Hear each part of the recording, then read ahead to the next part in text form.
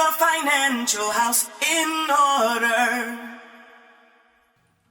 And you're on the Financial Fitness Media Network. Thank you so much for checking out this week. Everybody say hello to Daryl Bank. Hello. At Good microphone day. number 1 to his left. At microphone number 2, there he is. It's Rob Palermo. How you doing today, Brad? I am well, thank you so much. We're going to take it back over to Daryl right away. We've got a big show. We've got a very special guest in studio. I'd like you to bring in our special guest and get this conversation rolling, Daryl. In studio, all the way down from slightly warm New Jersey. Actually, let me give you a little bit of background. Balmy New Jersey, from what I understand. Balmy. I know. Well, they're probably still getting some cool weather. You still getting cool weather up there? It is. It was 75 yesterday, unseasonably. Yeah, it was cool warm. here, too. I think it was about 75, 76 degrees. It's usually a lot warmer here. But our guest today, Paul Cella, I met Paul several years ago.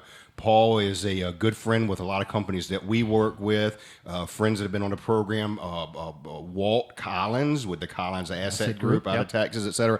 But behind the scenes, Paul's helped me with a few things. And I said, daggone, Paul, if you're going to be in town, let's get you into the studio. Paul Cella is the managing principal for the Keyarks Group, and they specialize in, and Brad, this is going to be a big swath, but they specialize in saving clients money and helping them to redeploy that savings to increase their assets. Now, that's a big mouthful, but be it insurance, be it in their financial management life, be it in their business life, et cetera, there's a lot of areas we can cover. So, Paul, welcome to the program. Thanks for joining us today. Daryl, it's a pleasure. Thank you.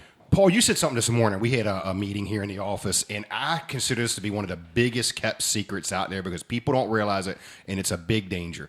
I think you mentioned earlier that 80% of people own life insurance. Was that the figure I heard? Yeah, most people own it. Not the right amount, but Right. most people own it. So most of our listeners own it. But you mentioned life insurance review because most people out there, and I'm guilty of it, you buy life insurance and you assume, I hope all our listeners are listening to this one, you assume I pay my premiums, my insurance is okay. So here's our first tidbit today. Just because you're paying your premiums, your insurance is not okay.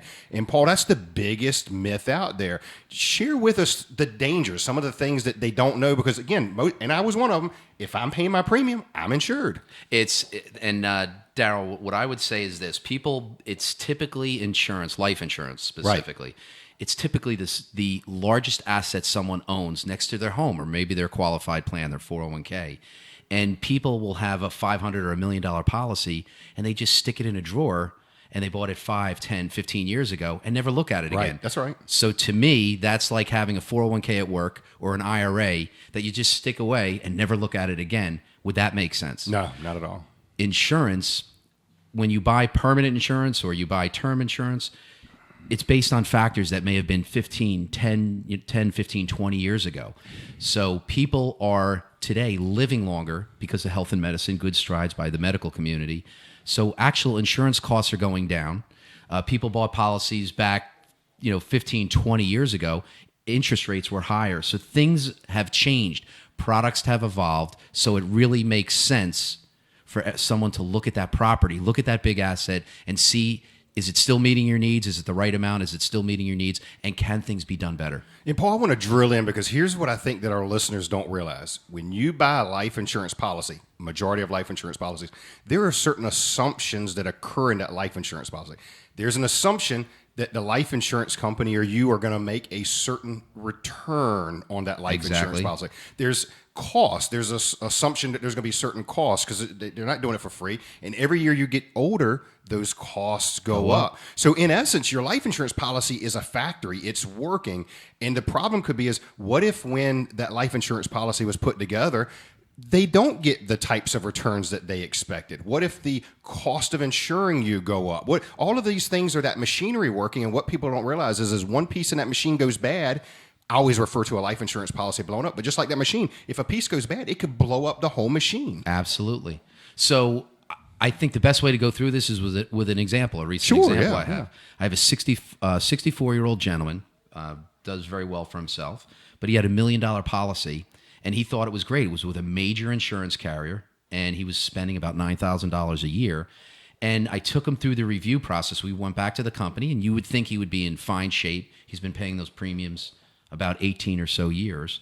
So you'd think he would be solid. But to your point, Daryl, the factors within that policy, the expenses of the policy, and the performance, the interest rate that they were assuming 18 years ago was a lot different than what they are today. So when we ran the in-force report, his coverage, the in-force report is bringing that policy back to a current state.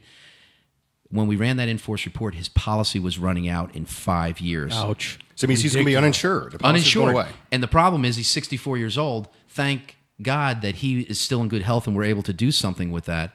But So what you're saying, Paul, is he was going to spend over $200,000 for a disappearing policy. exactly. And like you said earlier, thought of it Daryl, that that's way. what happens when people they buy a policy, they throw it in a drawer, and then someone says, "Have you looked at?" Oh, I'm fine. Oh, I'm fine. Yeah. Right, because that initial agent is probably no longer in the business. Less than 20% of the people still have their writing agent that sold them the policy. So this is something that needs to be looked at and kept up on. What did you for the? What could you do for this guy? Well, he was spending $9,000 a year for 5 years left in the policy, and because he was still insurable, we were able to get him a 10-year policy for about $7,000, save him $2,000. He could have went to a 15-year policy that was about the same amount of money he was spending, just a little bit more, $9,300 thereabouts. Or he could have went to a 20-year policy that was about $14,000 more than what he was spending, but for a 20-year period, take him out to 84. And there were some permanent options that were more money, more outlay. But for the result here was we were able to improve the situation, and he was thankful he went through the review. And that's the good news, Paul. When I was first exposed to this, it was, oh my goodness, it had to have been 10 years ago or more. I was working for a small community bank called Resource Bank. And the first time I ever worked with a client on running an in-force, literally, Rob, her policy was going to run out in 2 months. All things remaining equal. Had we not run that, it was running out in 2 months. And I remember her horror. What do you mean it's running out? I'm just going to keep paying my payments and the policy's okay.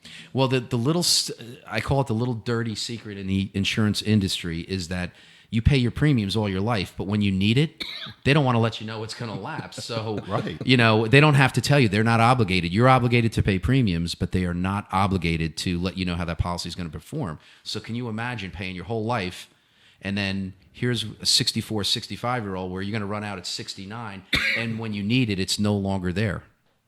So, Paul, let's get to what do we do? So anyone listening right now, what should they do to, one, either find out if they're in this situation, hopefully not, or to fix it? So let's start with, what does our listener need to do? What your listener needs to do is contact your current insurance company.